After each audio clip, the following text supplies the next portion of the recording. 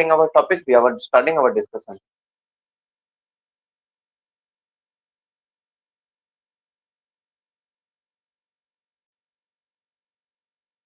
ठीक है, तो हम लोग अपना डिस्कशन स्टार्ट करते हैं। अपना डिस्कशन से 2-4 सवाल ले लेते हैं, चूंकि परंपरा है भाई 2-4-10 सवाल का तो ले ही लेते हैं। चलो, तो सबसे पहले आपको बताना है कि मेडिकल एग्जामिनेशन जो होता है, किसी का मेडिकल एग्जामिनेशन, उसका पहला नोटिस किस फॉर्म में देते हैं? मेडिकल एग्जामिनेशन का फर्स्ट नोटिस किस फॉर्म में दिया था? तो फॉर्म एम में देते हैं। कितना दिन पहले देते हैं डियर स्टूडेंट्स? कितना दिन पहले देते हैं हम लोग? फॉर्म एम में देते हैं। कितना दिन पहले देते हैं? 20 डेज पहले दिया जाता है। ठीक है, सेकंड और फाइनल नोटिस हम लोग कब देते हैं? सेकंड एंड फाइनल नोटिस कब देते हैं? एन फॉर्म में देते हैं। कितना दिन पहले देते हैं? 10 दिन पहले देते हैं।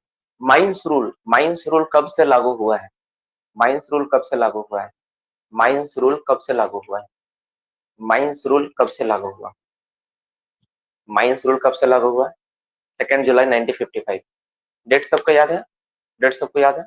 2 जुलाई 1955, 1955 से माइंस रूल लागू हुआ है। माइंस रूल कब से लागू हुआ? तो 1955 से माइंस रूल लागू हुआ। सुनिए ना, उसको बाहर कर सकते हैं क्या? कहानी में दिक्कत पूरा नहीं बोल पा रहा हूँ, कॉन्फिडेंट नहीं मिल, ठीक है, रहने दीजिए। 2 जुलाई 1955 से लागू हुआ, ठीक है, रहने दीजिए। चलिए नेक्स्ट क्वेश्चन में बात करते हैं। हम लोग जैसे अब हम लोग बात करेंगे जो हम लोग का शेल्टर होता है, rest shelter. Rest shelter mines में कितना व्यक्ति होने पर रेस्ट शेल्टर बनाने का प्रावधान है? कितना व्यक्ति से अधिक होने पर रेस्ट शेल्टर बनाने का प्रावधान है? तो मोर देन 50 व्यक्ति हो तो हम लोग, मोर देन 50 व्यक्ति है, मोर देन 50 व्यक्ति से रेस्ट शेल्टर बनाने का। एक बच्चा मुझे मैसेज किया था कि sir less than more than में थोड़ा अभी भी कंफ्यूजन हो रहा है, थोड़ा उसको क्लियर कर दीजिए। तो मैं आप लोग को बता देना चाहता हूँ, कल का जो हम लोग क्लास होगा, कल, आज हम लोग चूंकि प्योरली मेरा टारगेट है कि माइंस रूल का जो अनकम्प्लीट टॉपिक है उसको कंप्लीट करवाया जाए। क्योंकि मैंने प्रॉमिस किया था 10 दिन, 10 से लेके आज 11वां दिन आज हो गया है, तो आज एटलीस्ट खत्म कर देना माइंस रूल को, ठीक है। तो आज खत्म कर दूंगा माइंस रूल। और कल कल हाँ कल कल का जो टॉपिक है, कल हम लोग डिस्कशन करेंगे माइंस रूल के ऊपर। एक सारा छोटा सा लिखेंगे हम लोग, हर एक चीज को लेके। तो उसी क्लास में मैं डिस्कशन करके समझाऊंगा कि मोर देन लेस देन कहाँ क्या होता है, उसका यूज कहाँ पे है, ठीक है। चलो नेक्स्ट क्वेश्चन में बात करते हैं।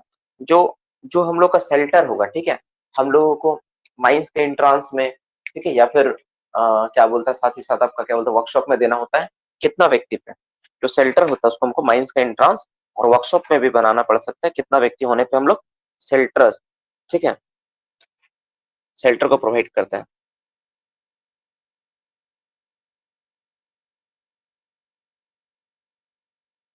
ठीक है। कितना होगा? 25 और मोर व्यक्ति। अच्छा, ये जो 25 और मोर व्यक्ति क्या है, ये किस तरह का एम्प्लॉय है? किस तरह का एम्प्लॉय होगा? 25 और मोर व्यक्ति क्या है, किस तरह का एम्प्लॉय में काउंटिंग आएगा, किस तरह का एम्प्लॉय काउंट करेंगे हम लोग? ये ऑर्डिनरी एम्प्लॉय का बात करें हम लोग। We are talking about the ordinary employ. Welfare officer, एक वेलफेयर ऑफिसर, कितना से कितना व्यक्ति तक एक वेलफेयर ऑफिसर का जरूरत पड़ता है? कितना से कितना व्यक्ति तक एक वेलफेयर ऑफिसर का जरूरत पड़ता है? कितना से कितना व्यक्ति पर एक वेलफेयर ऑफिसर की जरूरत पड़ता है? कितना व्यक्ति पे? एक वेलफेयर, 500 से 2500 व्यक्ति तक हम लोग को एक वेलफेयर ऑफिसर का जरूरत पड़ता है, एक वेलफेयर ऑफिसर का जरूरत पड़ता है, ठीक है। वेलफेयर जो ऑफिसर होगा उसको प्रैक्टिकल एक्सपीरियंस चाहिए। कितना साल का प्रैक्टिकल एक्सपीरियंस होना चाहिए उसके पास? वेरी गुड राहुल, पप्पू, विशाल, वेरी गुड।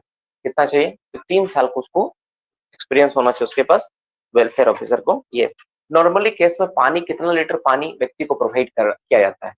नॉर्मली केस में जो वाटर होता है, ड्रिंकिंग वाटर, कितना लीटर हम लोग प्रोवाइड करते हैं? तो हम लोग उसको प्रोवाइड करते हैं 2 लीटर। अच्छा, जो सेफ्टी, जो सेफ माफ करना, जो फर्स्ट एड से रिलेटेड एक छोटा छोटा पाउच, एक बैग हर एक सुपरवाइजरी स्टाफ को दिया जाता है, उसको हम लोग क्या कहते हैं? उसको क्या बोलते हैं हम लोग? जो छोटा छोटा पाउच या बैग जो फर्स्ट एड से रिलेटेड, क्या बोलते हैं हम लोग उसको? आउटफिट बोलते हैं, ठीक है। फर्स्ट एड स्टेशन में रखा गया इक्विपमेंट किस शेड्यूल के अंतर्गत रखा जाता है?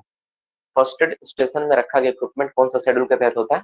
शेड्यूल 3 होगा। फर्स्ट एड स्टेशन का मैं बात कर रहा हूँ ना, शेड्यूल 3। फर्स्ट एड रूम में किस शेड्यूल के तहत होता है? फर्स्ट एड रूम में रखा गया इक्विपमेंट शेड्यूल 2 के तहत होता है। फर्स्ट एड रूम में शेड्यूल 2। अच्छा, जो हम लोग का ईएल का इंफॉर्मेशन मिलती है, ठीक है, इंफॉर्मेशन रिगार्डिंग ईएल किस फॉर्म में होता है? इंफॉर्मेशन रिगार्डिंग ईएल किस फॉर्म में होता है? Information regarding EL, information regarding EL किस फॉर्म में होता है? इंफॉर्मेशन रिगार्डिंग ईएल में ई काहे लिख रहा तुम लोग? ई करके जवाब दे रहा है, कैसे जवाब दे रहा है? ई कहाँ से लिख दिया? कोई बच्चा एक ई बोला, सब ई दे ले, अरे गधा, पहले अपना दिमाग से भी तो सोचो कि ये सही है। इन्फॉर्मेशन में पूछा ना, इन्फॉर्मेशन रिगार्डिंग जो ईएल होता है वो एल में होता है, ठीक है। उसका जो काउंटिंग होता है, ठीक है, काउंटिंग और साथ में उसका पेमेंट, ठीक, काउंटिंग और पेमेंट का डिटेल्स ई में होता है, इन्फॉर्मेशन जो होता है वो एल में होता है। ओवर टाइम का रिकॉर्ड किस फॉर्म में होता है? ओवर टाइम का रिकॉर्ड, ठीक है, ओवर टाइम बी में होता है। ठीक है, चलो अब मोटा मोटी यही डिस्कशन का पार्ट था। हम लोग अपना टॉपिक को सेशन स्टार्ट करते हैं। Today is the most important topic. हम लोग लीव, वर्क और छुट्टी से रिलेटेड बात करेंगे। किस किस तरह का छुट्टी व्यक्ति को मिलना चाहिए उसके रिगार्डिंग हम लोग बात करेंगे, उससे रिगार्डिंग देखेंगे, ठीक है। चलो, किस किस तरह का लीव होता है, क्या क्या छुट्टी मिलता है व्यक्ति को, हम लोग इससे स्टार्ट करेंगे, ठीक है। तो आज का टॉपिक किस चीज के ऊपर है? लीव के ऊपर है, छुट्टी के ऊपर है, ठीक है। लीव टॉपिक क्या है? लीव के ऊपर है, छुट्टी के ऊपर। सारा सारा क्लास हम लोग इसी ऊपर करेंगे। तो सबसे पहला छुट्टी जो होता है, हो गया, हो गया बाबू, हम लोग टॉपिक स्टार्ट करते हैं। हाँ, आज पूरा रूल खत्म कर देंगे, ठीक है। तो सबसे पहले क्या, छुट्टी। तो आपको भी पता होगा कि जब कोई व्यक्ति माइंस में काम करता है तो छुट्टी चीज है क्या, पहले समझाते हैं। छुट्टी चीज ऐसा, छुट्टी, छुट्टी का मतलब ये नहीं होता, तुम समझना एक बात, छुट्टी का मतलब ये नहीं होता कि उसका पेमेंट नहीं मिलेगा, गलत बात। अगर किसी को छुट्टी है, देखो एब्सेंट का मतलब पेमेंट नहीं मिलेगा। एब्सेंट और छुट्टी में अंतर होता है, पहले ये दिमाग में अच्छे से बैठा लेना पड़ेगा। एब्सेंट अलग चीज है, छुट्टी अलग चीज है। छुट्टी का मतलब क्या है कि वो आपका छुट्टी था, उस दिन आपका फिजिकल काउंट नहीं होगा, लेकिन बाकी चीजें जो भत्ता होगा, जो आपका वीडियो होगा, जो आपका एसडी होगा, जो आपका बेसिक होगा, वो सब प्रोवाइड किया जाएगा। पहली बात दिमाग में अच्छे से बैठा हुआ, वो छुट्टी का मतलब ये नहीं होता है कि आप छुट्टी लिए तो तुमको उस दिन का 0 रुपया सैलरी बनेगा, ये नहीं होता है। छुट्टी क्या होता है, व्यक्ति जो काम कर रहा है, काम के बदले जो काम किया जितना दिन, उसके बदले दिया गया उसको हेल्प है। पहले इस बात को समझो, दिया गया कंपनी की ओर से एक तरह से क्या है, एक तरह से तुम बोल सकते हो एक तरह से फैसिलिटी है। जैसे आप काम किए, किसी का काम कर दिए, तो कोई काम कर दिए, घर में कोई काम कर दिया, तो घर में जैसे मान लो तुम दादा दादी, नाना नानी, मामा मम्मी, भैया का कुछ काम करते, तो बोलते हैं ना भाई ठीक है तुम मेरा काम किया, लो 100 रुपया 200 रुपया। तो उसी तरह छुट्टी क्या है ना, एक तरह का क्या फैसिलिटी है, अलग से दिया गया, एक तरह से तुम फैसिलिटी बोल सकते हो। तुम बोलोगे सर छुट्टी लेंगे तो उस दिन का हाजिरी कटेगा, नहीं, उस दिन का हाजिरी नहीं, उस दिन का आपका छुट्टी बैठेगा और उस छुट्टी के बदले आपको पेमेंट होगा। पहले इस बात को दिमाग में क्लियर करना है। उस दिन के बदले क्या होगा, आपका हॉलीडे लिखाएगा, छुट्टी लिखाएगा, और उसके बदले आपको पेमेंट मिलेगा। आप काम नहीं किया फिर भी पेमेंट मिलेगा, सैलरी मिलेगी। सैलरी मतलब जो अलाउंसेस होती है, जो बेसिक नीड चाहिए घर, जैसे बेसिक होता है एसडी वीडी, अभी क्या हम समझाएंगे इस चीज को, तो वो सारी चीजें मिलेगी आपको, वो सारी चीजें। लेकिन तुम बोलोगे सर हमको किस तरह का चार्ज अलाउंस, जैसे मान लो सपोज तुम अंडरग्राउंड में काम कर रहे हो, अंडरग्राउंड का क्या होता है, एक अंडरग्राउंड अलाउंस होता है, एक चार्ज अलाउंस होता है। लेकिन तुम तो कोई काम किया नहीं, तो अंडरग्राउंड अलाउंस और चार्ज अलाउंस या कोई स्पेशल अलाउंस नहीं मिलेगा। लेकिन जो बेसिक होता है, जो नीड चाहिए खाना पीना के लिए, एसडीए वीडी क्या होता है, वो सब चीजें आपको मिलेगा। वेरिएबल डीआरएनएस अलाउंस होती है, ठीक है। उसके बाद स्पेशल ड्यूटी अलाउंसेस होती है, वो सारी चीजें आपको मिलेगी, जो प्रावधान होगा छुट्टी में, ठीक है। तो ये छुट्टी का खास बात है। तो छुट्टी क्या क्या चीज मिलता है, कितना दिन छुट्टी मिलता नहीं होता, उस पर हम लोग आज के डेट में चर्चा करेंगे। एक एक करके हम लोग सारा चीज के बारे में जानेंगे, क्या होता नहीं होता उस पर हम लोग देखेंगे, ठीक है। तो सबसे पहले हम लोग स्टार्ट करते हैं कैजुअल लीव। एक नंबर टॉपिक क्या है, कैजुअल लीव, जिसको सीएल आप लोग बोलते हो। आप लोग इसका बहुत सारा बच्चा ट्रेनिंग में भी इस्तेमाल करता है और कर ही सकता है, कोई दिक्कत नहीं है ना। कैजुअल लीव, कैजुअल लीव, ठीक है। इसको क्या बोलते हैं हम लोग, सीएल। शॉर्ट में क्या बोलते हैं इसको हम लोग, सीएल। सीएल लीव के बारे में बोलते हैं, कैजुअल लीव बोलते हैं, ठीक है। तो नॉर्मली नंबर ऑफ लीव, सबसे पहले हम लोग जानेंगे कि जो सीएल लीव होता है एक साल में कितना ग्रांट होता है। हम लोग एक एक छुट्टी, देखो बहुत तरह छुट्टी होता है, जैसे सीएल लीव होता है, कैजुअल लीव होता है, सॉरी सीएल लीव होता है, सीक लीव होता है, मैटरनिटी लीव होता है, पैटर्निटी लीव होता है। इसके अलावा जो होता है तुम्हारा तुम्हारा अर्न लीव होती है, चाइल्ड केयर लीव जिसको बोलते हैं हम लोग। तो अलग अलग तरह का लीव होता है, हम लोग हर चीज के बारे में आज के क्लास में देखेंगे। अब पूरा का पूरा टॉपिक इसी पर आधारित होगा, इसी पर हम लोग क्लास को खत्म करेंगे आज, ठीक है। तो सबसे पहले हम लोग स्टार्ट किया क्या, सीएल लीव से स्टार्ट किया। हम थोड़ा सा इंक डाल लेते हैं, मेरा इंक पेन में है नहीं। चलो,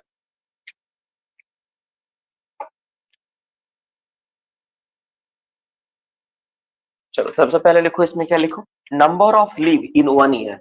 एक नंबर पॉइंट, कितना लीव मिलता है इस तरह का, number of leave grant in 1 calendar year.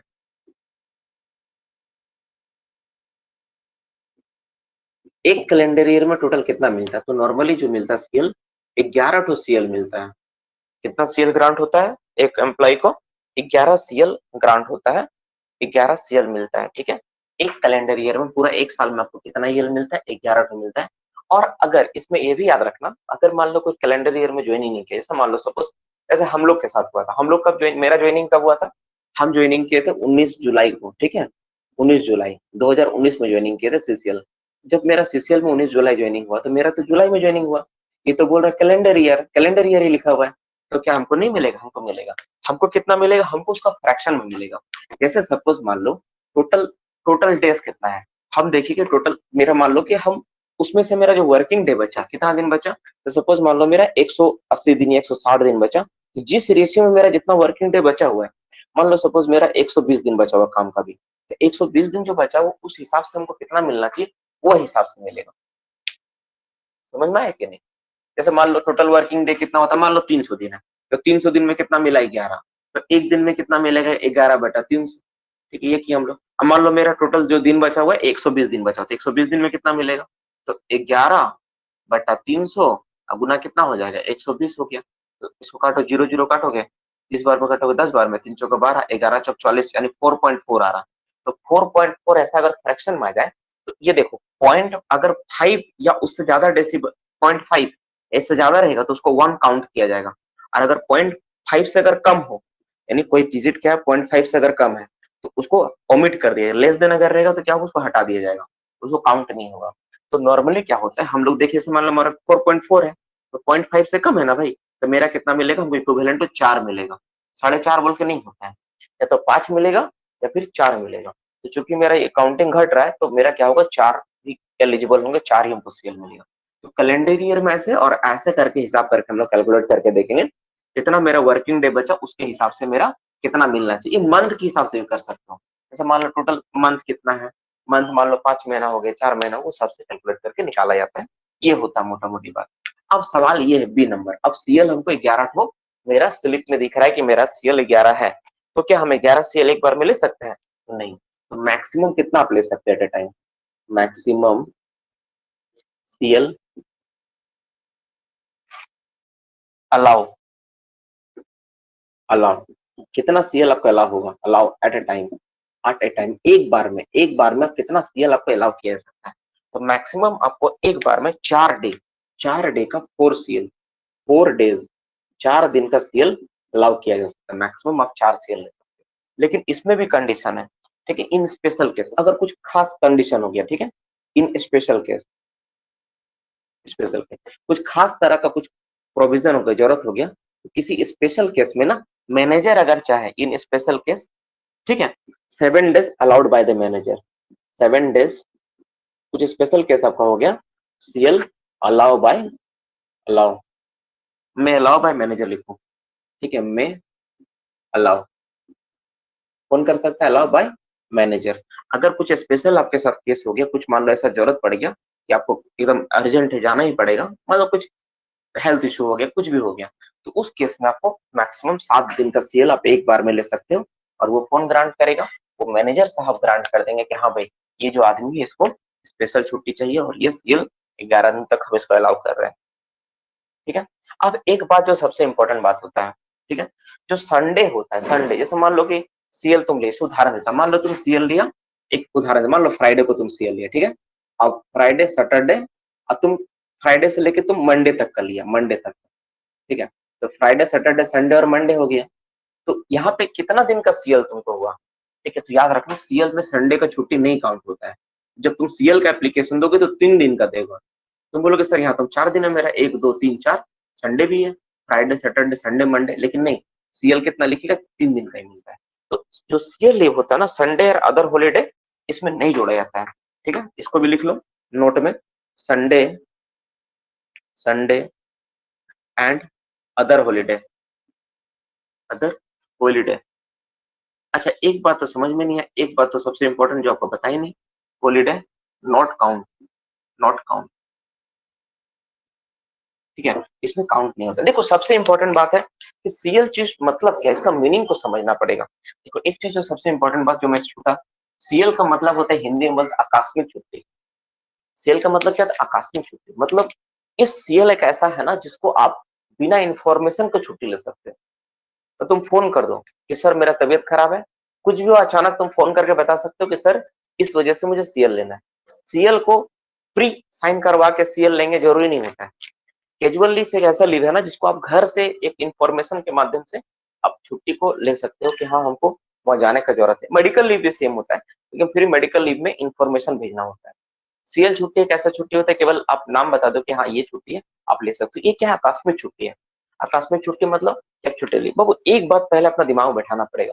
जैसे सीएल लीव होता है, सिक लीव होता है, ये सारी जो छुट्टियां होती है ना, इसमें बोला जाता है कि जो जैसे इसमें ना जो वर्कर जो छुट्टी ले रहा है उसको अपना वर्क प्लेस को छोड़ के नहीं जा सकता वो। ये बात ध्यान में रखना, मतलब नियम जो बोलती है। जैसे क्या होता है, बहुत बार तुम नोटिस करोगे, एक व्यक्ति गया, सिक लगाया, घर चला गया गाँव। ये नहीं होता है। सीएल और सिक में ना उसको जिस प्लेस पे वो है उस अपना स्टेशन को नहीं छोड़ सकता वो छोड़ के कहीं नहीं जा सकता, उसको वहीं रहना होगा जहां पर वो है। मतलब वो जो एक तरह का रेस्ट है, छुट्टी, मतलब तुम बोल सकते हो उस प्लेस को छोड़ के गाँव देहात ऐसा नहीं जा सकता वो, पहला बात। और ये जो छुट्टी होती है क्या, आकस्मिक छुट्टी होती है। मतलब क्या, जैसे हम छुट्टी लिए तो अचानक से हमको जरूरत पड़ गई, कुछ काम पड़ गया घर में, या अचानक से कोई मेहमान आ गया, तो अचानक से लिया गया छुट्टी में से है जो कंपनी ग्रांट करती है 11 दिन का, तुम ले सकते हो। ठीक है, अब आती है बात कि सर अच्छा अचानक से अगर किसी को जरूरत नहीं है, ठीक है, तो क्या ऑप्शन है? अच्छा यहाँ तक कोई दिक्कत तो नहीं है, सिंपल चीज है। तो अचानक से लिया गया छुट्टी होता है, आप कौन सी इन्फॉर्मेशन दे सकते हो?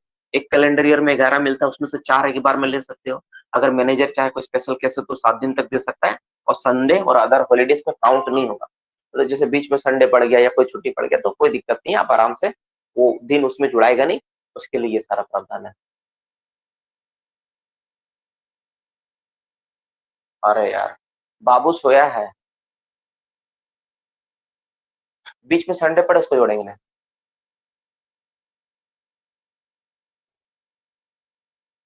ठीक है, बाबू सोया है ना, उसका बोले ना कल की उसका ये पड़ा है, अरे यार टीका पड़ा है, तो सोया हुआ है बेचारा।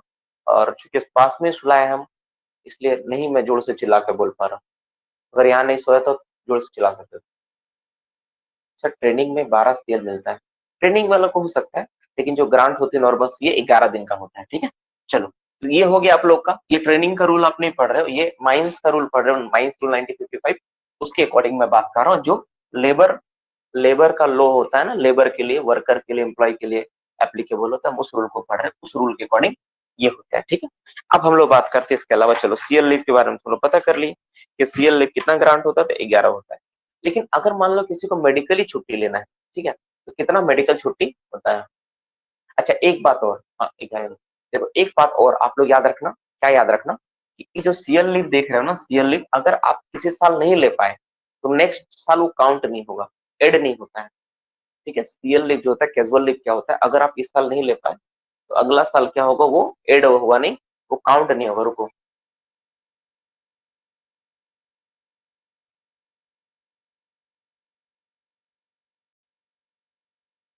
सीएल लीव अगर इस साल आप नहीं ले पाए तो अगला साल जो सीएल लीव होता है वो काउंट नहीं होता है, उसको जोड़ा नहीं जाएगा, उसको जोड़ नहीं सकते हम लोग। ठीक है ना, तो इसको भी आप नोट करके नीचे लिख सकते हो कि सीएल लीव अगला साल काउंट नहीं होता है, वो लैप्स हो जाता है। ठीक है, एक कैलेंडर में 11 सील होता है एंड इट विल लैप्स, मतलब 11 लिए लिए नहीं तो गया आपका। ठीक है, वो आपका गया। चलो इसके बाद हम लोग बात करते हैं, हम लोग ईएल के बारे में बात करते हैं, सॉरी सिक लीव के बारे में बात करते हैं, सिक छुट्टी। तो सिक लीव होता है उससे रिलेटेड हम लोग देखते हैं। दूसरा दूसरा तरह का छुट्टी का नाम क्या है? दूसरा तरह की छुट्टी बोलते सीक लीव, ऐसा है सीक है, सीक लीव। इसमें मोटा मोटा यही बात था, इसमें और कुछ है नहीं। तो सवाल आप लोग को हरहा नहीं होगा, मुझे पूरा यकीन है। Sir once more please that calculation part.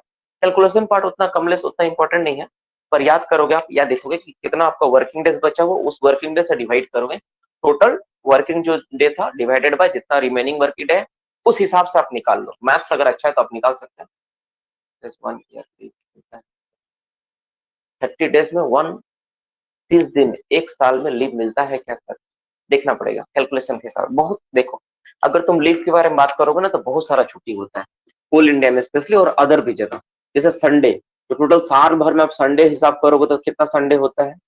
Total Sunday कितना होता है भाई? तो किसी भी जगह संडे जो होता है 52 संडे होता है। ठीक है, इसके अलावा अभी तो इसको हम लोग बाद में देखेंगे। ठीक है, कितना छुट्टी मिलता है नहीं मिलता इसको हम लोग बाद में हिसाब करेंगे।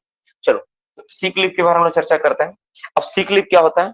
तो नंबर ऑफ सीक लीव इसको हम लोग क्या बोलते हैं, एसएल बोलते हैं, SL.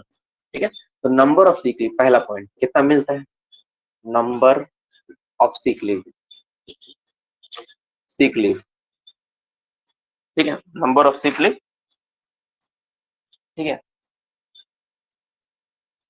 Grant, grant in 1 calendar year,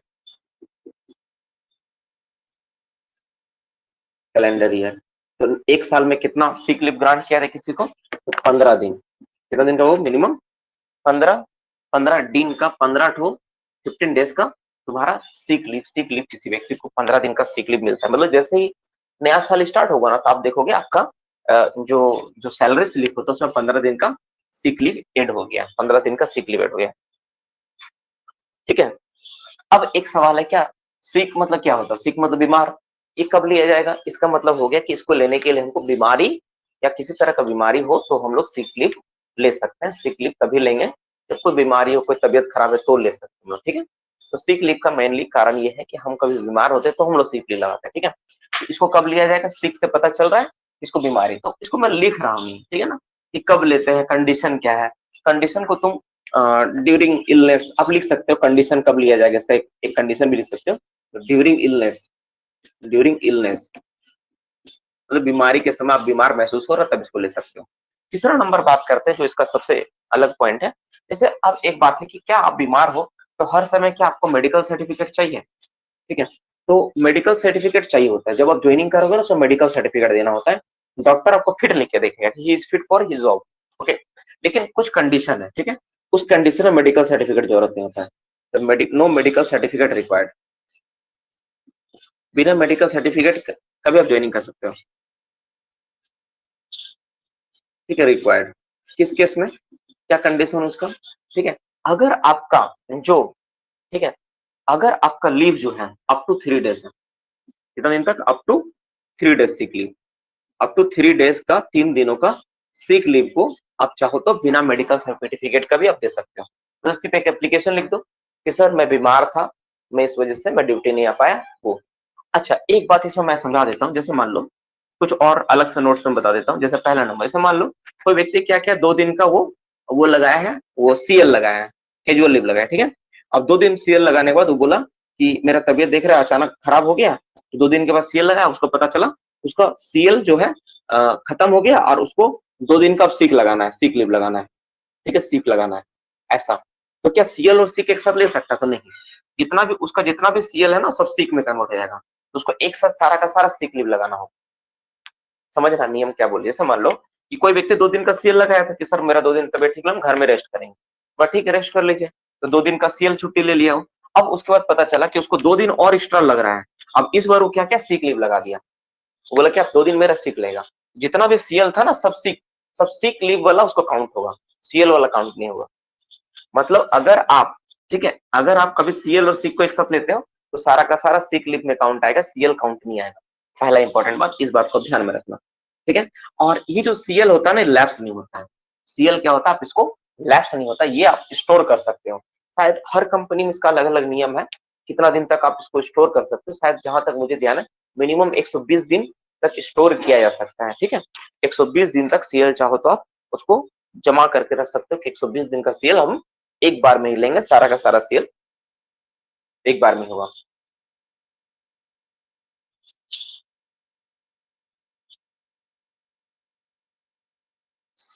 माफ करना, seek leave, sorry, seek leave maximum कितना स्टोर कर सकते हो।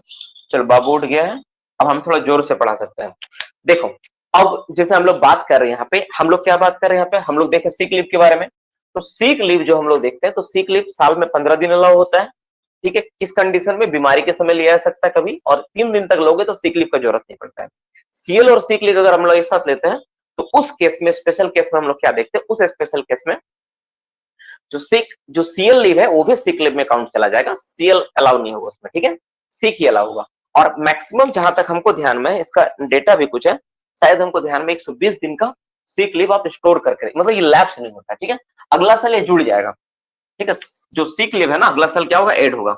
सीक लीव क्या होता है, सीक लीव क्या होता है, सीक लीव जो होता है वो अगला साल ना नेक्स्ट ईयर ऐड हो जाता है। ठीक है, जुड़ जाएगा। ठीक है, अगला साल जुड़ जाएगा, इसको लिख लो, अगला साल ठीक है, अगला साल जुड़ जाएगा। मतलब देखो, जैसे आपको मैं क्या बताया, जैसे आपको मैं बताया, अभी तुम ध्यान से देखो, अभी मैं आपको बताया कि जैसे आपका सीएल लीव है, कैजुअल लीव है, तो कैजुअल लीव लिए नहीं लिए तो गया आपका, लिए लिए नहीं लिए आपका गया। लेकिन जो सीक लीव है वो क्या होगा, अगला साल आपका जुड़ जाएगा, वो अगला साल आपका एड होते जाएगा, वो कभी लैप्स नहीं होता है, वो अगला साल हर एक साल, साल बाय साल वो जुड़ता रहता है। ठीक है, वो जुड़ता रहता है। तो मोटा मोटी दो तरह का लीव के बारे में चर्चा की है, दो तरह का लीव हो गया। तो इसमें किसी को डाउट तो नहीं है, बेसिक चीजें थी सीक लीव सीएल लीव से रिलेटेड। अब हम लोग आज अभी का तीसरा टॉपिक, किसी को डाउट तो नहीं है ना, मिटा दिया मैंने। 2 नंबर में क्या लिखे थे कि कंडीशन, अगर कोई किस कंडीशन में लेंगे हम लोग, तो बीमारी के कंडीशन में, ड्यूरिंग इलनेस, है ना, ठीक है, इलनेस बीमारी जिसको बोलते हैं हम लोग, इलनेस तबीयत खराब हो, किसी तरह कुछ प्रॉब्लम हो रहा है तो हम लोग ले सकते हैं। ठीक है, चलो, नहीं, सीएल को बेचा नहीं जा सकता, सीएल को हम लोग, सीएल का एक खास बात है, ऐसे मान लो, एक चीज और समझा देता हूँ, जैसे मान लो सीक लीव आपका है, अच्छा इसको हम लोग नेक्स्ट टॉपिक में करेंगे, ज्यादा समझ आएगा। अब एक टॉपिक जो आती है, जो सबसे इंपॉर्टेंट और बड़ा टॉपिक आज का सिलेबस का है, उसको बोलते हैं ईएल, अर्न लीव। ठीक है, अर्न लीव, ये आज का टॉपिक का सबसे बड़ा और सबसे लंबा टॉपिक है, अर्न लीव, जिसको ईएल बोलते हैं हम लोग, क्या बोलते हैं, ईएल। ठीक है, ईएल बोलते हैं। देखो, सीएल सिक लीव और ईएल जो होता है वो क्या, कंपनी का बनाया गया, कंपनी को दिया गया, क्या है, एक तरह का लीव है, वो तो मिलेगा ही उसको, उसमें तो कोई राय नहीं, उसको तो हर वर्कर को देना पड़ेगा। कोई आदमी अगर कैलेंडर ईयर में ज्वाइन करे ना करे, जैसे करे, उसको तो सीक और सीएल के लिए तो एलिजिबल है ही, हर बार वो एलिजिबल है, सबसे इंपॉर्टेंट बात। लेकिन अर्न लीव, ईएल, ईएल क्या होती है ना, कंपनी के द्वारा दिया गया एक बोनस छुट्टी है, बोनस छुट्टी है, समझो, बोनस छुट्टी है, समझे ना, ये छुट्टी है, लेकिन किस तरह का छुट्टी, एक तरह से बोनस छुट्टी तुम बोल सकते हो, एक तरह का बोनस वाला छुट्टी है। सबसे शानदार बात इसका ये है कि छुट्टी है लेकिन बोनस छुट्टी है, आपको छुट्टी मिलेगा लेकिन एक तरह से क्या, एक तरह का बोनस के रूप में आपको छुट्टी प्रोवाइड किया जा रहा है। अब इसमें क्या होता है मैं थोड़ा समझा देता हूँ, ध्यान से सुनना। तो सबसे पहले बात हम लोग करते हैं कि ईएल क्या होता है, ईएल क्या होता है, ईएल कोई भी कंपनी में काम करने वाला वर्कर को दिया गया एक तरह का बोनस छुट्टी। जैसे ये इसका पर्पस क्या है, पहले इस बात को समझो। देखो, हर जगह जो व्यक्ति काम करता है ना, तो उसका काम करने वाले अटेंडेंस के हिसाब से, कि वो बेचारा अब्सेंट नहीं किया है, वो काम के प्रति इतना फोकस था कि इतना दिन हाजिरी में अवेलेबल था, ठीक है, बिना अब्सेंट किए, बिना छुट्टी लगाए, उस चीज को ध्यान में रखते हुए कंपनी क्या करती है, उसको बदले में एक का छुट्टी देती है, कुछ दिन काम करने के बदले एक दिन छुट्टी देती है। वो ड्यूटी आया, हाजिरी बना, उसी बेस पे उसको छुट्टी मिलता है। सबसे खूबसूरती चीज देखो इस नियम का क्या है, कि जो व्यक्ति काम करने आया, काम के बदले छुट्टी, काम के दिन उसका हाजिरी बना है, वो हाजिरी कराया अपना, उस दिन तो पेमेंट लिया, साथ ही साथ जो काम किया उसके बदले छुट्टी। बाकी सब क्या था, बाकी सब तुम बिना काम के ले सकते हो, जैसे सीएल लिया, क्या है, तुम गए 1 तारीख को 4 गो सीएल मार दी, जाओ, हम बिना काम के 4 गो छुट्टी लगा दिए, हो जाएगा। तुम 15 सीख एक साथ ले लिए, कि चलिए हमको 15 दिन का सीख हम एक साथ जमा करते, मेरा तबियत खराब है, 15 दिन हम रेस्ट करेंगे। सीक लीव में कोई लिमिट नहीं है, तुम जितना चाहो उतना ले सकते हो। जैसे सीएल में लिमिट है, एक साथ सकते हो, 7 अलाव करवा सकते हो, लेकिन सीक लीव में देयर इज नो लिमिट, जितना आप सीखे एक साथ सब खत्म कर सकते हो। सिर्फ इंफॉर्मेशन दे दो कि हाँ सर हम बीमार है, एक हॉस्पिटल से लिखा है वो सर्टिफिकेट दे दो कि हाँ ये आदमी बीमार है, उस इंफॉर्मेशन के बिहाफ में तो तुम्हारा छुट्टी ग्रांट होता रहेगा, कोई दिक्कत नहीं। लेकिन जो ईएल लीव होता है, तुम मतलब देखो, सीक में क्या था, तुम कैलेंडर स्टार्ट होने से पहले ले लिए, सीक में सीएल में भी ले लिए, लेकिन ईएल लीव क्या है, ईएल लीव जो तुम हाजिरी किए ना, 20 दिन 25 दिन जो तुम हाजिरी प्रेजेंट थे, उसके बदले तुमको एक दिन छुट्टी मिलता है। और ये दोनों जगह अलग अलग होता है, हम लोग उसी के बारे में जानेंगे। तो इसको हम सिंपल समझने के लिए एक चार्ट के माध्यम से सीखेंगे, जो मेरा टाइम को भी बचाएगा और साथ ही साथ ये भी बचाएगा। साथ में बाबू आप ये भी याद रखना, ये जो आपको लिखवा रहा हूं मैं, ये नोट्स 2.1 का पार्ट है ना, थोड़ा सा कुछ अलग तरीका से पढ़ा रहा हूं मैं इस चीज को, इसलिए नोट्स 2.1 का पार्ट है और बहुत अच्छे से आपको समझ में आ जाएगा क्या चीज है। ठीक है, तो नोट्स 2.1 का पार्ट है और इसमें हम लोग करेंगे, इसलिए हम लोग एक चार्ट के माध्यम से करेंगे। ठीक है, तो नोट्स 2.1 का पार्ट है। ठीक है, तो सबसे पहले हम लोग क्या देखते हैं, हम लोग यहाँ से टॉपिक को स्टार्ट करते हैं। देखो, तो सबसे पहले इसमें क्या कॉलम बना, सबसे पहले आएगा बात प्लेस का, प्लेस किस जगह, प्लेस ऑफ वर्क, कहां पर काम हो रहा है, किसके हिसाब से। तो प्लेस ऑफ वर्क देखोगे तो पूरा का पूरा कोल, मतलब तुम कोल इंडस्ट्री में कहीं पर भी जाओ, उसमें दो जगह काम होता है, ठीक है ना, कोल इंडिया में कहीं पर भी 2 जगह काम होता है। एक आदमी काम करता है कहाँ पे, एक आदमी काम करता है, या तो अंडरग्राउंड में काम करता है वो, या फिर आदमी काम करता है सरफेस पे, सरफेस सरफेस बोलो या ओपन कास्ट बोलो, तो ओसीपी या सरफेस के लिए एक ही नियम है और अंडरग्राउंड के लिए अलग से नियम है। दो तरह का नियम होता है, सरफेस और अंडरग्राउंड के लिए एक ही नियम है और इसके लिए ये नियम है। ठीक है, ठीक है। तो अब इसमें एक चीज, यहाँ पे 3 कॉलम बनेगा। ठीक है, 3 कॉलम बनेगा। ठीक है, 3 कॉलम बनेगा, माफ करना, एक यहाँ बनेगा और एक यहाँ पर बनेगा। ऐसा देखो, यहाँ पे आधा में खींचा हूं, ध्यान देखो, ये वाला पूरा नहीं सेटा, इसको मैं आधा से स्टार्ट किया। ठीक है, ऊपर में क्या हेडिंग होगा? ठीक है, ठीक है,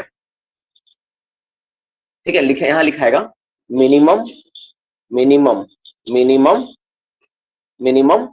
ठीक है, अटेंडेंस बोलो या अटेंडेंस लिखता। ठीक है, अटेंडेंस, डेंस, अटेंडेंस रिक्वायर्ड,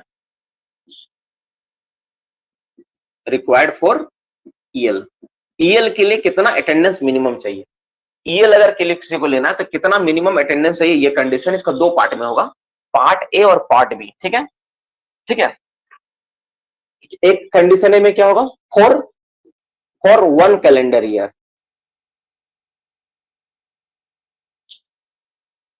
देखो, कैलेंडर ईयर आप कहीं पर भी पढ़ लेना, किसी भी यूट्यूबर के पास जाकर देख लेना, जिस तरह से मैं समझा दे रहा हूं आप नोटिस करोगे, कोई भी यूट्यूबर आपको इस तरह से नहीं बताया होगा। कैलेंडर ईयर और अदर केस, कोई भी टीचर के पास आप पढ़े होगे, आपको इस तरह से चार्ट बना के कोई नहीं समझाया होगा।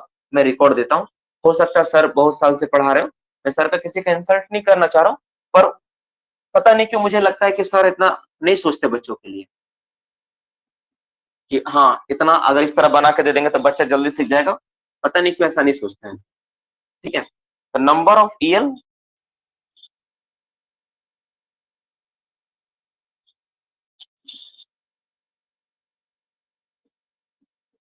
नंबर ऑफ 1 ईएल प्रोवाइडेड,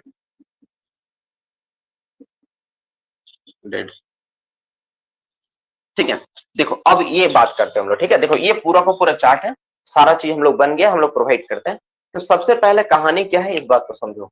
ये जो चार्ट के माध्यम से मैं समझा रहा हूँ एकदम सिंपल तरीका से आपको समझ में आया किस किस चीज में चाहिए होगा, क्या क्या होता है। वीडियो क्या हो गया यार? वीडियो नहीं दिख रहा है क्या आप लोगों को?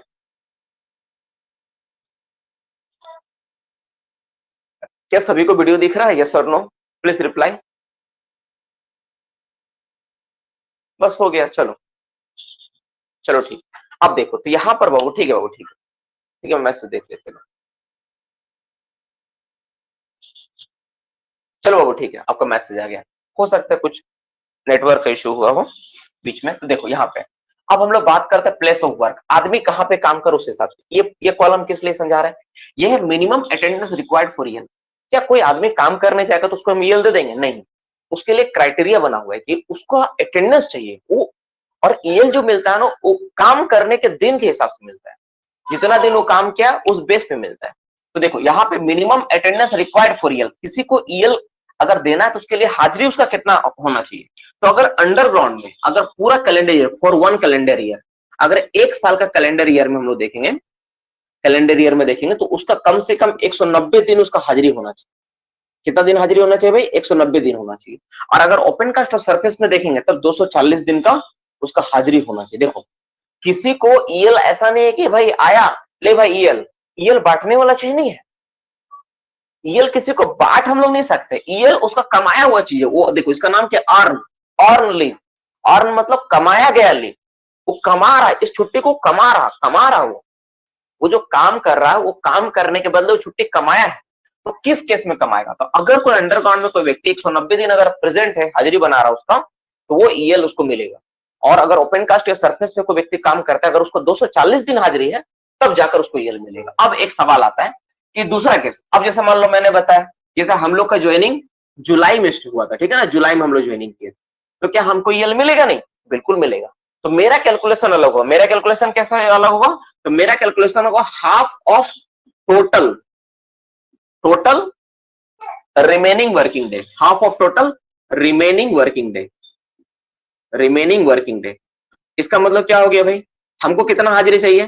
तो जितना मेरा वर्किंग डे बचा हुआ है उसका आधा कर दीजिए। जैसे मान लो हम बोले कि अभी 120 दिन मेरा काम का बाकी था जब हम ज्वाइनिंग किए थे, उदाहरण के लिए ले लो 120 वर्किंग डे बाकी है, तो 120 का आधा करो, कितना आएगा? 60 दिन आया। इसका मतलब 60 दिन अगर मेरा हाजिरी बना हुआ है जब से हम ज्वाइनिंग किए। कब ज्वाइनिंग किए थे? 2019 जुलाई महीना में। 2019 जुलाई का महीना से लेके अप टू दिसंबर 31 तक अगर मेरा 60 डेज अटेंडेंस है तो हम ईएल के लिए एलिजिबल है। हमको ईएल नहीं दे रहा, हमको बता रहा कि आप ईएल के लिए एलिजिबल है कि नहीं। सबसे पहले वी हैव टू फाइंड कि कौन ईएल के लिए एलिजिबल है, किसको ईएल मिलेगा। तो अगर कोई कैलेंडर ईयर में 190 दिन है, कहा अंडरग्राउंड में उसका हाजिरी है, तब जाके मिलेगा। ओपन कास्ट या सरफेस पे 240 दिन उसका हाजिरी है, तब जाकर उसको ईएल मिलेगा।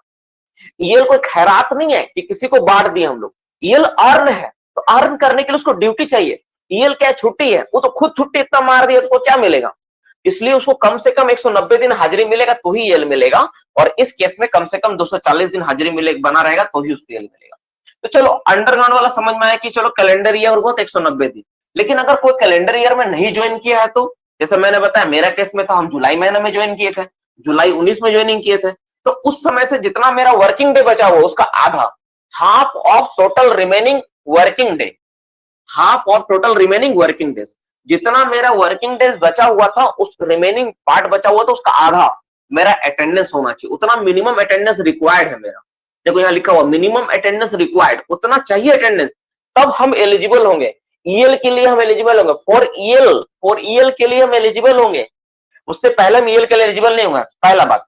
अब एक बात है कि चलो अंडरग्राउंड तो समझ में आ गया, और ओपन कास्ट हुआ तो इस केस में होगा 2/3। क्या होगा वो? 2/3 ऑफ टोटल रिमेनिंग। ठीक है, रिमेनिंग, वही रिमेनिंग में लिख दिया हूं, रिमेनिंग वर्किंग डे। जो आपका वर्किंग डे बचा उसका कितना हिस्सा? 2/3 पार्ट, 2/3 पार्ट। ठीक है, 2/3 पार्ट। जैसे मान लो मेरा, अगर हम ओपन कास्ट में ज्वाइनिंग किए होते हैं तो मेरा क्या होता है? 120/2/3, तो 3 से काटो, 3 चौका 80, यानी कितना हो गया? 4 दूना 80, यानी 80 दिन मेरा हाजिरी चाहिए। अगर हम ओपन कास्ट या सरफेस पे, जैसे मेरा कोई फ्रेंड है जो ओपन कास्ट या सरफेस पे ज्वाइन किया है, तो उसका हाजिरी कितना होना चाहिए थी ईएल के लिए? तो 80 दिन उसको रहना चाहिए था। और हम चूंकि अंडरग्राउंड में थे तो वो कितना दिन में मिल जाएगा? 60 दिन मेरा हाजिरी हमको मिलेगा ईएल, और उसको कितना चाहिए था उसके लिए? 80 दिन। तो अगर आप ओपन कास्ट या सरफेस पे काम करते हो तो 2/3 पार्ट का मतलब हो गया, 2/3 पार्ट आपको चाहिए। ठीक है, कितना? रिमेनिंग जो वर्किंग डे है उसका 2/3 पार्ट चाहिए। और अगर आप अंडरग्राउंड में हो तो आपको कितना चाहिए भाई? 190 दिन चाहिए। अब सवाल ये आता है कि ईएल कितना मिलेगा? तो याद रखना, एक EL, number of EL provided, कितना मिलेगा? तो 1 ईएल प्रोवाइड किया जाएगा by 15 days, 15 days attendance, 15 days attendance पे, 15 दिन का अटेंडेंस पे 1 ईएल मिलेगा। और इसमें क्या मिलेगा? 1 ईएल मिलेगा आपको कितना दिन पे? 20 दिन का अटेंडेंस पे। 20 डेज का अटेंडेंस पे आपको 1 ईएल मिलेगा। देखो ये हिसाब से कैलकुलेशन होगा। अब यहाँ पे बहुत जन का माथा घूम गया होगा, बहुत जन का माथा इसलिए घूम गया होगा, वो बोल रहा था सर ये अब बीच में कहां से आ गया। देखो बाबू समझा देता हूँ। जैसे मान लो मेरा हिसाब करो, हम टोटल कितना दिन आए? हम 60 दिन आए, तो हम मान लो हम 60 दिन गए, गिन के 60 दिन गए, अगर ज्यादा गए तो और अच्छा है। ठीक है, हमको 120 दिन था, 120 दिन में हमको हाजिरी कितना चाहिए था? 60 दिन। तो हाजिरी बाबू चेक किया, ये बिल बाबू चेक किए, बिल बाबू क्या चेक किया कि इसका हाजिरी कितना दिन है। तो देखा बिल बाबू क्या, अरे इसका हाजिरी क्या है, ये तो 60 दिन से भी ज्यादा आया।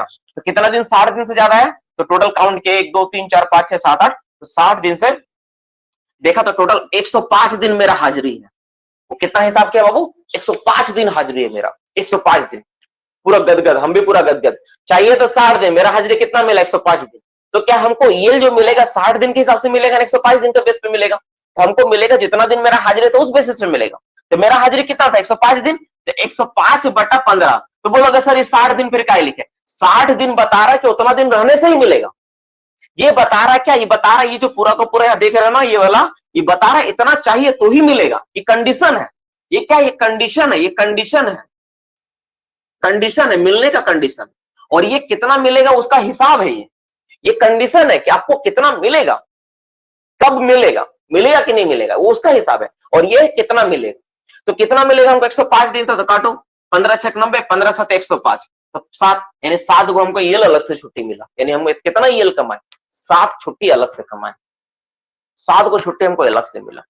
देखो क्या शानदार चीज है। पहला आप ड्यूटी किए, आपका हाजिरी बना, हाजिरी का पैसा मिला आपको। और जो आप कमाए, जो आप ड्यूटी में जो इतना कंसंट्रेट होकर जो ड्यूटी की, इतना मेहनत करके जो इतना दिन ड्यूटी आए, इसके बदले भी आपको छुट्टी मिला। कितना छुट्टी मिला भाई? तो 7 ठो आपको अलग से ईएल मिला, 7 दिन का अलग ईएल। सोचो क्या शानदार चीज है, 7 गो आपको अलग से छुट्टी मिला भाई। हाँ, 7 डेज आपको अलग से छुट्टी प्रोवाइड किया गया, उसी का नाम क्या, उसी को बोलता है अर्न लीव। और यही 7 दिन का छुट्टी आपको अलग से मिला। अब ये जो छुट्टी, इसका शानदार और एक खास बात इसका और है, ये एक छुट्टी ऐसा है कि जिसको आप बेच सकते हो। तुम बोलोगे सर हम चाहते कि 7 दिन जो हम काम किए हैं, 7 दिन हम छुट्टी लेना नहीं चाहते, हम 7 दिन को बेच के चाहते कि हमको पैसा दे दिया जाए और हम 7 दिन काम करेंगे। तुम ले लो। तुम बोलोगे सर हमको 7 दिन का छुट्टी दे, हम कहीं घूम के आएंगे, तुम छुट्टी लेके चले जाओ। तुम्हारे ऊपर ये डिपेंड करता है, जो तुम्हारा ईएल है ना, उसको तुम बेचते हो या फिर तुम उसको क्या करते हो, कैश करते हो। तो ये जो छुट्टी ईएल होता है, ईएल एक ऐसा छुट्टी, उसको तुम बेच भी सकते हो और जिसको तुम क्या कर सकते हो, जिसको तुम चाहे तो छुट्टी के रूप में ले। लेकिन सीएल और ईएल को नहीं बेचा जा सकता, सीएल और सिक लीव को नहीं बेचा जा सकता, एसएल और सीएल को नहीं बेचा जा सकता, लेकिन ईएल को, अर्न लीव को आप बेच सकते।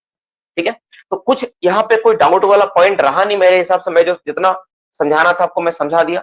अगर किसी को फिर भी कोई डाउट है तो अपना वो पॉइंट, अपना बात को रख सकता है। ठीक है, love the way of teaching sir Anish, thank you भाई। सर ईल कितना में, हील कितना में बिकता है उसका हिसाब हम लोग करेंगे।